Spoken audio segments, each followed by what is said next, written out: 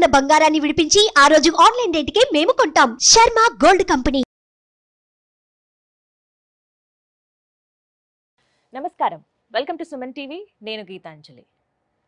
అఖండ ధనప్రాప్తిని కలిగించి శత్రు నాశనం చేసి అకారణ భయాలను తొలగించే ఆ వారాహీమాత నవరాత్రులు జూలై 6వ తారీఖు నుంచి 14వ తారీఖు వరకు రాబోతున్నాయి. అసలు ఈ గుప్త నవరాత్రులను ఎవరెవరు ఆచరించవచ్చు, అమ్మవారిని ఎలా ఆరాధించాలి, ఏ విధమైన పూజను చేయాలి, ఎటువంటి నైవేద్యాలు అమ్మవారికి సమర్పించాలి, ముఖ్యంగా నవరాత్రులు అంటే 9 రోజుల పాటు ఒక్కొక్క రోజు అమ్మవారిని ఏ విధంగా ఆరాధించాలో మీకు తెలియజేసే ప్రయత్నం చేస్తున్నాం. ఇప్పటివరకు ఈ వీడియో అంటే ఇటువంటి ఇన్ఫర్మేషన్ మీరు ఎక్కడా చూసి ఉండరు. వారాహి అమ్మవారిని ఎలా పూజించాలి ఇవి మాత్రమే మీకు తెలిసి ఉంటుంది. కానీ ప్రత్యేకంగా మీకు చాలా విలువైన సమాచారాన్ని అందించాలనే ఉద్దేశంతో ఈ కార్యక్రమాన్ని ఏర్పాటు చేశాం. అమ్మవారి గురించి అలాగే ఏ విధంగా మనం అమ్మవారిని ఆరాధించాలో ఈ విశేషాలు తెలియచేయడానికి ప్రస్తుతం మనతో పాటు ఉన్నారు ప్రముఖ జ్యోతిష్యులు నందిబట్ల శ్రీహరి శర్మ గురువు గారు. వారితో మాట్లాడి మరిన్ని విషయాలు తెలుసుకుందాం. గురుగారు నమస్కారం అండి. వాగర్థ వివ సంపృక్తౌ వాగర్థ ప్రతిపత్తయే జగతః పితరౌ వందే పార్వతీ పరమేశ్వరౌ. సదాశివసమారంభాం శంకరాచార్య మధ్యమాం అస్మదాచార్య పర్యంతం వందే గురు పరంపరాం. ఆదిత్యాయ చ సోమాయ మంగళాయ బుధాయ చ గురు శుక్ర శనిభ్యశ్చ రాహవే కేతవే నమః. శృంగేరి పీఠాధిపతులకి కంచి పీఠాధిపతులకి నమస్కారములు తెలియజేసుకుంటూ కార్యక్రమాన్ని ప్రారంభిద్దాం. గురుగారు, వారాహి నవరాత్రులు ఇక్కడ అంటే ఎక్కడ విన్నా ఇప్పుడు ఇవే అమ్మవారి గురించే వినిపిస్తోంది. జూలై 6వ తారీఖు నుంచి 14, 15వ తారీఖుతో ముగుస్తున్నాయని చెప్తున్నారు. అయితే అమ్మవారి ఉగ్రదేవత, ఆవిడ్ని పూజించే విధానం చాలా ప్రత్యేకంగా ఉంటుంది. పూజ చేయాలంటే ఇన్ని నియమాలు పాటించాలని రకరకాలుగా అందరూ చెబుతూ ఉన్నారు. అయితే మీరేమైనా చెప్తారు? ప్రధానంగా అమ్మవారిని అసలు ఎలా పూజించాలి? అమ్మవారు ఉగ్రదేవత కాబట్టి శాంతించే రకంగా పూజ చేయాలా, ఇంట్లోనే పూజ చేసుకోవచ్చా, కేవలం ఆలయాల్లో చేయాలా, ఇంట్లో చేస్తే ఎలా చేయాలి, అసలు ఎవరు పూజను ఆచరించాలి, మహిళల పురుషుల, ఇలా ఎన్నో సందేహాలు ఉన్నాయి. వాటిని నివృత్తి చేయగలరు? తప్పకుండానమ్మా. వీక్షించేటువంటి సుమన్ టీవీ ప్రేక్షకులుగా గమనించాల్సిన అంశం ఏంటంటే, ఈ కార్యక్రమంలో వారాహి అమ్మవారి యొక్క సమగ్రమైనటువంటి వివరణ మీకు అందివ్వడం జరుగుతుంది. ఇంతవరకు సుమన్ టీవీ ప్రేక్షకులు చాలా అదృష్టవంతులు అని చెప్పవచ్చు. ఎందుకనంటే ఇంతవరకు ఏ ప్లాట్ఫామ్ మీద కూడా సోషల్ మీడియాలో చాలా విషయాలు చెప్పుకోలేదు. కానీ మనం ఈ కార్యక్రమంలో అమ్మవారికి సంబంధించినటువంటివి చాలా విషయాలు మనం తెలుసుకోబోతున్నాం. అమ్మవారికి ఇప్పటి వరకు మీరు కని విని ఎరగనటువంటి, అనగా చాలా పురాణాల్లో రహస్యోక్తంగా అమ్మవారిని పూజించిన వారు ఏ ఏ పదార్థాలతో పూజించారు, నైవేద్యం పెట్టారు, ఏ విధంగా అర్చన చేసుకున్నారు, ఏ ఏ విధంగా అమ్మవారిని ఉపాసన చేశారు, ఎటువంటి ఫలితాలు పొందారు అనేటువంటి విషయాన్ని ఈ రోజున నాకు అమ్మవారు పలికించినటువంటి జ్ఞానాన్ని వీక్షించే ప్రేక్షకులు, మన సుమన్ టీవీ ప్రేక్షకుల కోసం తెలియజేస్తున్నానమ్మా. ఇక్కడ ప్రధానంగా వారాహి దేవత అమ్మవారు ఎవరు అనంటే భండాసురుడిని సంహరించడం కోసమై అమ్మవారు సృష్టించినటువంటిది. అంటే లలిత అమ్మవారి స్వరూపమే దుర్గా, రాజశ్యామల, దండనాయిక ఈ వారాహి అమ్మవారు. ఈ వారాహి అమ్మవారికి సంబంధించి అంటే మనకు వరాహ రూపంలో మనకు స్వామి మనకు తెలుసు, వరాహ స్వామి అని. స్త్రీ రూపముగా వారాహి అంటే ఇక్కడ మీరు గమనించాల్సిన అంశం ఏంటంటే లక్ష్మీనారాయణ స్వరూపం, లక్ష్మీ స్వరూపం అమ్మవారు. విష్ణు భగవానుడు వరాహం అయితే లక్ష్మీ స్వరూపము వారాహి. అందుకే అమ్మవారికి లక్ష్మీ సహస్రనామాల్లో వారాహి, ధరణి, ధ్రువ అనే సహస్రనామాల్లో ఒక పేరు. కాబట్టి సాక్షాత్తు లక్ష్మీ స్వరూపము వారాహి అమ్మవారు. ఈ అమ్మవారిని కొలిచినటువంటి వారికి శత్రు నిర్మూలన, కోర్టు కేసులు నివారించడం, ముఖ్యంగా ధైర్యం వస్తుంది. ముఖ్యంగా ఈ సస్యాధిపతి అమ్మవారు, ఆషాఢ మాసం కదా, రైతులందరూ పొలం దున్నుకుంటారు. ఇది సస్యాధిపతి, పంట పొలాల్లో పంటలు బాగా పండుతాయి అమ్మవారిని పూజించిన రైతులకి. అలాగే అన్నిటికంటే మించి శత్రుంజయము. మన కోసం మన మీద ఎవరైతే శత్రువులు ఉంటారో, మన మీద ఏదైనా చెయ్యాలని చెప్పి ఆలోచించేస్తారు కదా, కుట్రలు, ఆ కుట్రలు చేయలేకపోతారు వాళ్ళు. అంతటి శక్తివంతమైనటువంటిది ఈ వారాహి అమ్మవారు. అన్నిటికంటే మించి ధనప్రాప్తిని విశేషంగా కలగజేస్తుంది వారాహి అమ్మవారు. కాబట్టి ఈ వారాహి అమ్మవారిని ఎవరు చేసుకోవచ్చు అనంటే, ఈ అమ్మవారి నవరాత్రులకు సంబంధించి గుప్త నవరాత్రులు పేరులోనే రహస్యం అని, గుప్తం అంటే రహస్యం. కాబట్టి ఒకప్పుడు కేవలం ఉపాసనా పరులైనటువంటి వ్యక్తులు మాత్రమే చేసుకున్నటువంటి యొక్క వారాహి నవరాత్రులు ఇప్పుడు సామాన్య బాహుళ్యంలోకి వెళ్ళింది. కాబట్టి ఎవరైనా చేసుకోవచ్చు, దేవతని ఉపాసించడానికి ఎవరైనా చేయవచ్చు. కాకపోతే చేసే విధానంలో ఉన్నప్పుడు మాత్రము దానికి తగ్గ వాళ్ళు మాత్రమే చేయాలి. ఇప్పుడు అటం బాంబు ఉందమ్మా, దాన్ని నిర్వీర్యం చేయాలి. అందరూ చేయగలుగుతారా? తెలుసు, ఎవరు వాళ్ళు చేయాలి. కాకపోతే ఇక్కడ ఏంటనంటే వీక్షించేటువంటి సుమన్ టీవీ ప్రేక్షకులు కూడా అమ్మవారిని సామాన్యమైనటువంటి వ్యక్తులు కూడా సామాన్య విధానంతో అర్చించి గొప్పదైనటువంటి ఫలితాన్ని పొందవచ్చు. ఇక్కడ భక్తి ప్రధానము, అంటే అందరూ పూజించవచ్చు, అందరూ పూజించుకోవచ్చు. కాకపోతే దీనికి ఉన్నటువంటి నియమం ఏంటంటే అమ్మవారిని సూర్యోదయం కంటే ముందే పూజ చేయాలి, లేదా సూర్యాస్తమయం తర్వాతనైనా చేయాలి. చేసేటప్పుడు ఖచ్చితంగా ఉదయం ఎలాగో దంతధావనం, పళ్ళు తోముకుంటాం, సాయంత్రం పూట చేసే వాళ్ళు కూడా దంతధావనం చేసుకునే శుచిగా అమ్మవారిని ఆరాధించాలని శాస్త్రం చెప్పబడుతుంది. ఇక్కడ అది ప్రధానం. అయితే ఇక్కడ ఉద్యాపన 14వ తారీఖు చేసుకోవచ్చా, 15వ తారీఖు చేసుకోవచ్చా అనేటువంటి ఆలోచన కూడా ఉంది. 14వ తారీఖు రోజున సూర్యోదయానికి అష్టమి ఉంది, సూర్యాస్తమయం తర్వాత నవమి వస్తుంది. సాయంత్రం పూట పూజ చేసుకునే వాళ్ళు 14వ తారీఖుకి ఉద్యాపన చేసుకోవచ్చు. ఉదయం పూట పూజ చేసుకునే వాళ్ళు 15వ తారీఖు రోజున పూజ చేసుకోవాలి.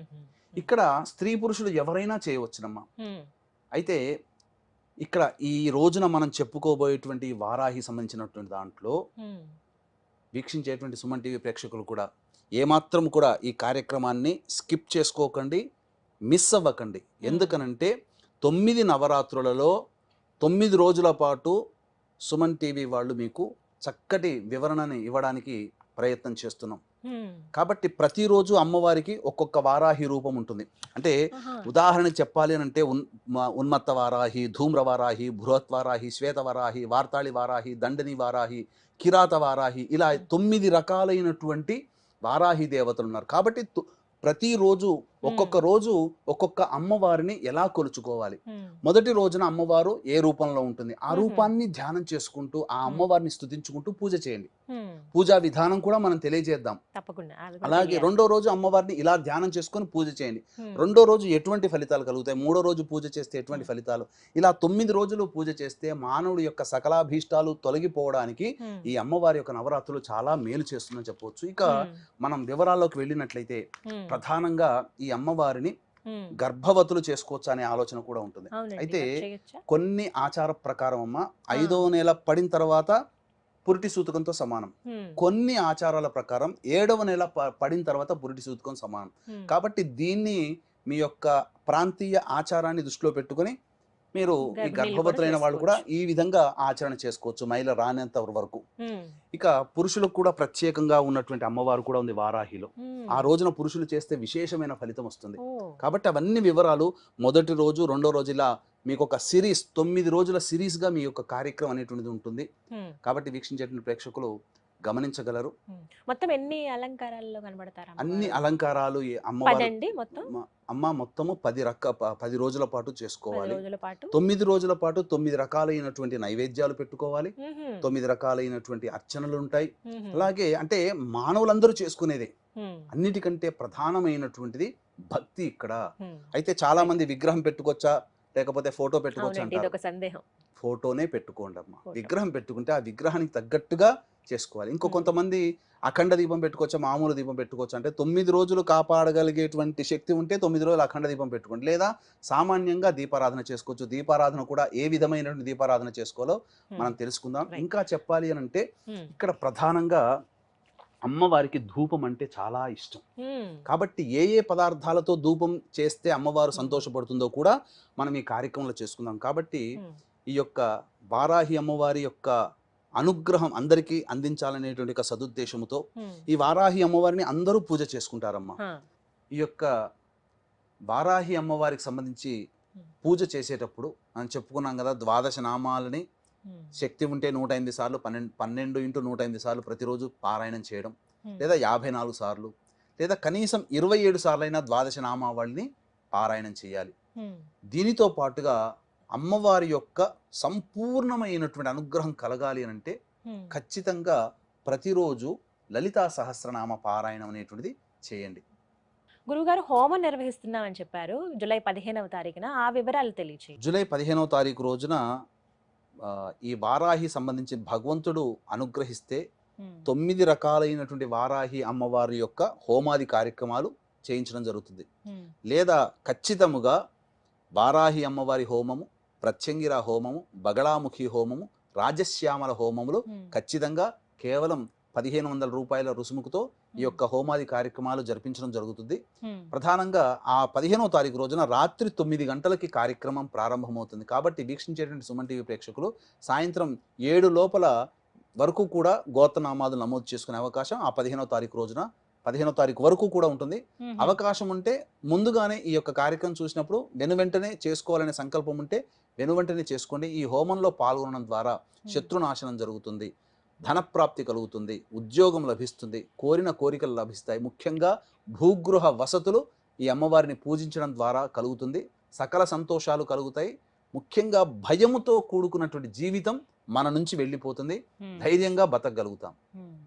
విలువైన సమాచారం ఇది. ఎవరైతే హోమంలో పాల్గొనాలనుకుంటున్నారో వారికి గురువుగారి నెంబర్ స్క్రీన్ మీద డిస్ప్లే చేస్తామండి. కాల్ చేసి మీరు వివరాలు కనుక్కోండి. ఏ హోమం అయితే మీరు చేయించుకోవాలనుకుంటున్నారో కేవలం 1500 రూపాయలకి హోమాన్ని నిర్వహిస్తున్నారు. మీ పేరు అలాగే గోత్రాలు కూడా మీరు నమోదు చేయించుకోండి. గురువుగారు, అసలు వారాహి అమ్మవారికి పూజ ఏ విధంగా చేయాలండి ఈ 9 రోజుల పాటు నవరాత్రుల్లో? వారాహి అమ్మవారికి పూజ ప్రధానంగా లలితా అమ్మవారి చిత్రపటము కానీ లేదా చిన్నపాటి స్ఫటికంతో కానీ వెండితో కానీ ఇత్తడితో కానీ బంగారంతో కానీ ఉన్నటువంటి శ్రీచక్రాన్ని ముందు ప్రతిష్ఠించుకోవాలి. తర్వాత ఆ లలిత అమ్మవారి ముందర కలశం పెట్టుకునే ఆచారం ఉంటే కలశం పెట్టుకోండి. లేకపోతే కనీసము ఒక పక్కన అమ్మవారికి ఒక పక్కన రాజశ్యామల, ఒక పక్కన వారాహి అమ్మవారి చిత్రపటం పెట్టుకోండి. ఈ 3 దేవతలు ఉండాలి ఖచ్చితంగా. అమ్మవారికి ఈ 3 దేవతలకి కూడా పసుపు కొమ్ముల మాల వేయండి. చెప్తాను ఎందుకు ఆ పసుపు కొమ్ముల మాల అనేటువంటిది. ఇక సూర్యోదయం కంటే ముందే ఈ అమ్మవారి పూజ చేసుకోవాలి, లేదా సూర్యాస్తమయం తర్వాతనైనా పూజ చేసుకోవాలి.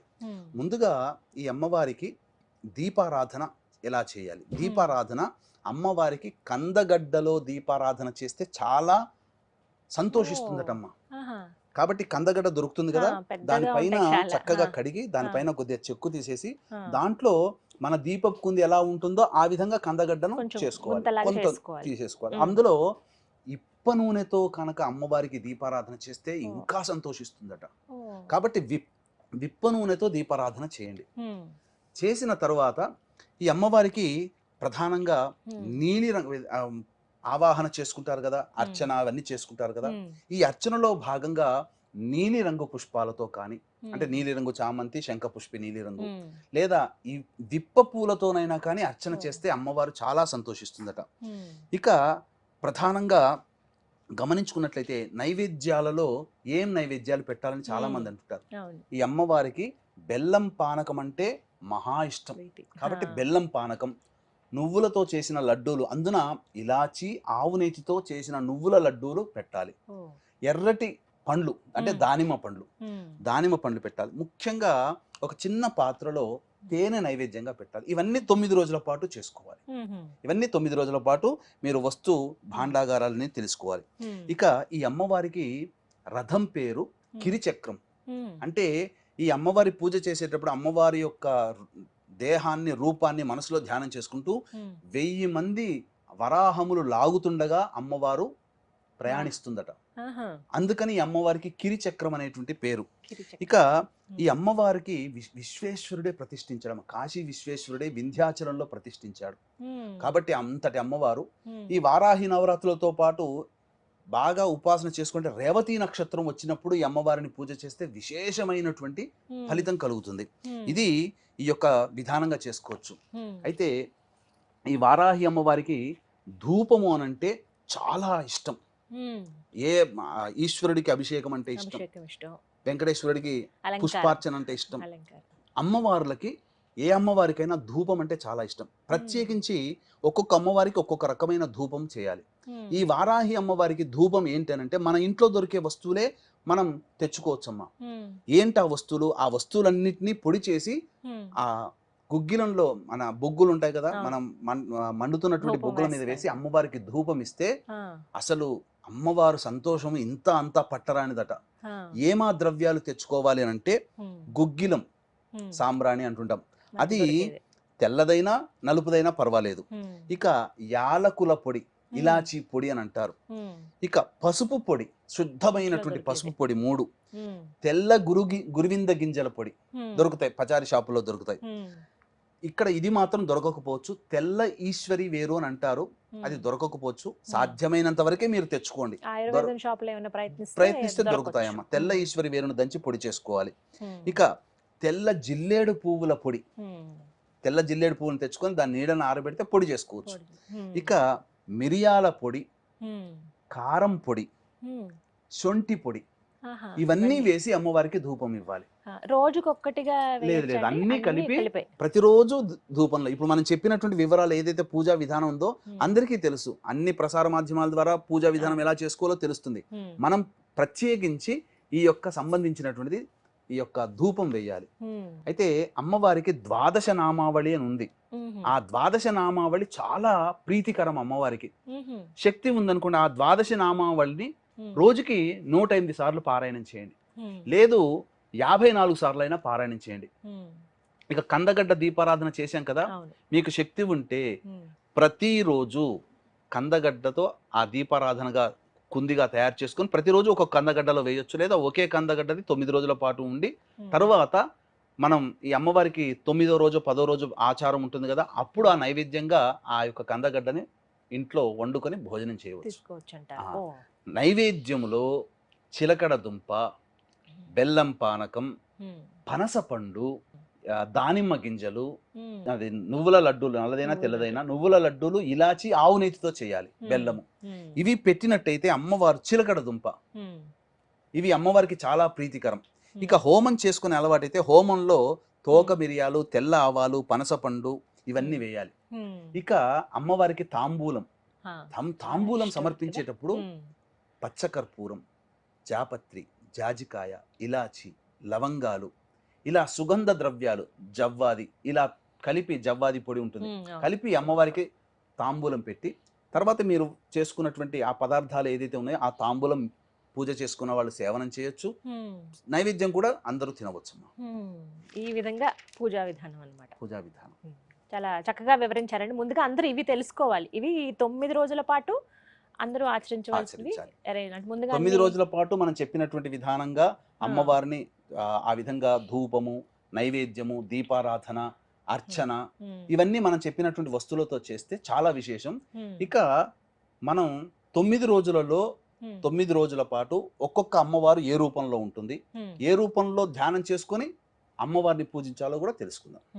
ఇప్పటి వరకు పూజా విధానం ఎలా చేయాలి, ఏ నూనెతో దీపారాధన చేయాలి, ఎటువంటి నైవేద్యం అమ్మవారికి సమర్పించాలో తెలుసుకున్నారు కదా. మరి నవరాత్రుల్లో ఒక్కో రోజు అమ్మవారు ఏ రూపంలో మనకి దర్శనమిస్తారు, మరి ముఖ్యంగా ఆ రోజున ఏ విధంగా పూజ చేయాలి, ఒక్కో ఎపిసోడ్ ద్వారా మీకు అందించే ప్రయత్నం చేస్తున్నాం. గురుగారికి నవరాత్రుల్లో చివరి రోజైన 9వ రోజున వారాహి అమ్మవారు అసలు ఏ రూపంలో దర్శనమిస్తారు, మనం ఎలా కొలుచుకోవాలి ఆవిడ్ని, ఎటువంటి నైవేద్యం అమ్మవారికి సమర్పించాలి? చివరి రోజున అమ్మవారిని దండిని వారాహి రూపంలో కొలుచుకోవాలి, లలితా రూపంలో కూడా కొలుస్తారు. ఇక అమ్మవారి యొక్క అవతార ఉద్దేశమే ఇది, దండనాయిక అమ్మవారు, వారాహి అమ్మవారు. అంటే అమ్మవారు ఎవరై అంటే సర్వ సైన్యాధ్యక్షురాలు, దండనాయిక. కాబట్టి ఈ అమ్మవారి నామానికి అంటే ఉద్భవించినటువంటి అవతార స్వరూపానికి కారణమే దండించేటువంటి స్వభావం. కాబట్టి 9వ రోజున ఈ అమ్మవారిని సంపూర్ణముగా ఆ అవతార రూపంలో మనం కొలుచుకుంటాం.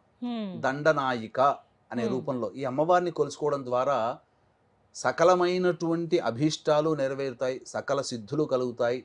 అలాగే మనిషి తాను ఏది కోరుకుంటాడో అది సంప్రాప్తమవుతుంది.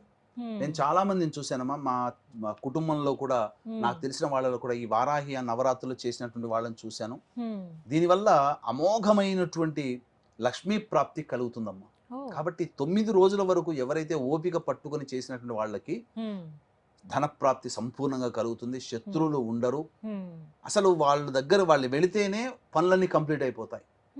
అందుకని ఈ విధంగా అమ్మవారిని ఈ రూపంలో కొలుచుకునేటువంటి అమ్మవారు. ఇక ఈ సంబంధించినటువంటి అమ్మవారికి నైవేద్యంగా బెల్లం పాయసం నైవేద్యంగా పెడితే చాలు. ఇక ఈ అమ్మవారికి సంబంధించి ప్రధానముగా మనం రోజు చెప్పుకునేటువంటి నైవేద్యాలే విప్ప పూలు, పనసపండు, కందగడ్డ, చిలకడ దుంప, అలాగే దానిమ్మ గింజలు, నువ్వుల లడ్డూలు, ఇలాచి, ఆవు నేతితో చేసినటువంటి నువ్వుల లడ్డూలు. ఈ విధంగా నైవేద్యం పెట్టి ఉన్నట్లయితే అమ్మవారిని ఇక చాలా సంతోషపడుతూ మనం చేసే ఈ ఉపచారాల వల్ల ఇంకా నాకు తెలిసి అంతకు మించి. సమగ్రమైనటువంటి ఉపచారములన్నీ కూడా ఈ 9 రోజులుగా మనం అందిస్తూ వస్తున్నామమ్మా. అవును. కాబట్టి ఈ 9వ రోజున చేసినటువంటి పూజ చేసినటువంటి వారికి అమ్మవారి యొక్క అనుగ్రహం సకలంగా సంపూర్ణంగా అనుగ్రహిస్తుంది. చాలామంది పూజ చేసుకుంటారు, హోమం చేసుకోలేని వాళ్ళు ఉంటారు. ఏ సమస్యకైనా మానవ పరిహారం దైవ పరిహారం. వైద్యుడి దగ్గరికి వెళ్ళినా మానవ పరిహారం దైవ పరిహారం. అంటే వైద్య పరిహారం అంటే మందులు ఇస్తాడు, కానీ మానవ పరిహారంగా సమయానికి మందులు వేసుకోవడం, పథ్యం వేసుకోవాలి. పాటించడం మానవులుగా మనం మన పని. చేసేది. వైద్యుడు ఇచ్చేటువంటి మంచి మందు ఇస్తాడు. అలాగే మీరు చేసుకునే పూజలు, అలాగే మంత్ర పరిహారంగా బ్రాహ్మణుల ద్వారా, ఉపాసనా పరులైనటువంటి బ్రాహ్మణుల ద్వారా 15వ తారీఖు రోజున ఈ కార్యక్రమాన్ని చేయిస్తున్నాం. కాబట్టి రాత్రి 9 గంటలకి ప్రారంభమవుతుంది ఈ యొక్క కార్యక్రమం 15వ తారీఖు రోజున. కాబట్టి ఈ సాయంత్రం 7 గంటల వరకు కూడా ఈ గోతనామాదులు నమోదు చేసుకోవచ్చు. అలాగే చివరి రోజున ప్రత్యేకంగా ఏమైనా పూజ చేయాలండి? అంటే ఫోటో పెట్టి పీఠంలాగా పెట్టి ఏర్పాటు చేసుకుంటారు కదా. ఉద్యాపన ఉద్యాపన. విషయంలోనమ్మా, ఆ. ఉద్యాపన విషయంలో మనకు 2 మార్గాల్లో 2 రకాలైనటువంటి విధానాలుగా చెప్పబడ్డాయి. 9 రోజులు పూజ చేసి 10వ రోజున ఉద్యాపన చేస్తారు, అవును. లేదా 9వ రోజు పూజ చేసి 9వ రోజు సమాప్తం చేస్తారు. ప్రాంతీయ ఆచారము, చేసే పూజా విధానంలో కొన్ని కౌళాచారము, సమయాచారము, దక్షిణాచారము, వామాచారము, ఇలాంటి అనేక ఆచారాలు ఉంటాయి ప్రతి పూజకి. ఏ ఆచార పద్ధతి ప్రకారం 9వ రోజున చేసుకోమంటే 9 రోజులు చేసుకోండి ఉద్యాపన. 10వ రోజున చేసుకునే ఆచారం అంటే 10వ రోజు. 10వ రోజున ఎటువంటి రూపంలో అమ్మవారిని ఉద్యాపన చేయాలని అంటే ఆది వరాహి రూపంలో ఉద్యాపన చేయాలి. అసలు సిసలైనటువంటి వరాహి, ఆది వరాహి మొట్టమొదటి. ఇప్పుడు మనం ఈ సంబంధించినటువంటి తిరువణ్ణామలై వెళ్ళామనుకోండి, మామూలు మన ఉన్నటువంటి తిరువణ్ణామలై వేరు, ఆది తిరువణ్ణామలై వేరు ఉంటుంది. అలాగే ప్రతి దేవతకి కూడా మొదటి ఒక రూపం ఉంటుంది, ఆది రూపం ఉంటుంది. కాబట్టి ఈ 10వ రోజున ఆది వరాహ రూపంలో ఉండి అమ్మవారిని పూజ చేసుకోవాలి. అలాగే ఆ రోజునే చివరి రోజు ఉద్యాపన చేసేయచ్చు అంటారు. చక్కగా వివరించారు గురుగారు. ఈ 9 రోజుల పాటు అసలు ఎలా చేసుకోవాలంటే, ఇప్పటి వరకు మనం చూస్తున్నటువంటి ఇన్ఫర్మేషన్ ఏదైతే ఉందో, ఎలా ఆరాధించాలి, ఎలా పూజ చేయాలి అక్కడి వరకే తెలుసు. కానీ ఏ రోజున ఎలా చేయాలి, ఏ విధమైన నైవేద్యాలు అమ్మవారికి సమర్పించాలి, అమ్మవారి కరుణ మనపైన ఎలా ఉంటుందనేది చాలా వివరంగా తెలియజేశారండి. ధన్యవాదాలు గురుగారు. సర్వం శ్రీ ఉమామహేశ్వర పరబ్రహ్మార్పణమస్తు. విన్నారు కదా, 9 రోజుల పాటు వారాహి అమ్మవారిని ఎలా కొలుచుకోవాలో ఒక్కొక్క వీడియోలో మీకు అందించే ప్రయత్నం చేశాము. ఎవరైతే నవరాత్రులు ముగించుకుని 15వ తారీఖున అంటే చివరి రోజు, ఆ తర్వాత 15వ తారీఖున మేము హోమం చేయాలనుకుంటున్నాం, ఏదైనా ముగింపులో ఇంకాస్త అమ్మవారికి మేము సమర్పించుకోవాలనుకుంటున్నాం అంటే కనుక మీకు స్క్రీన్ పైన నెంబర్స్ ప్రొవైడ్ చేస్తున్నాను. గురువుగారి నెంబర్ అది. కార్యక్రమం మీరు చూసిన తర్వాత ఒకసారి కాల్ చేయండి, మీ పేరు అలాగే గోత్రం నమోదు చేయించుకోండి. చేసేటువంటి హోమాది కార్యక్రమాల్లో మీరు కూడా పాల్గొనొచ్చు. తద్వారా అమ్మవారి అనుగ్రహం మీ పైన ఖచ్చితంగా ఉంటుంది. ఇది వాళ్ళ వీడియో. నమస్కారం.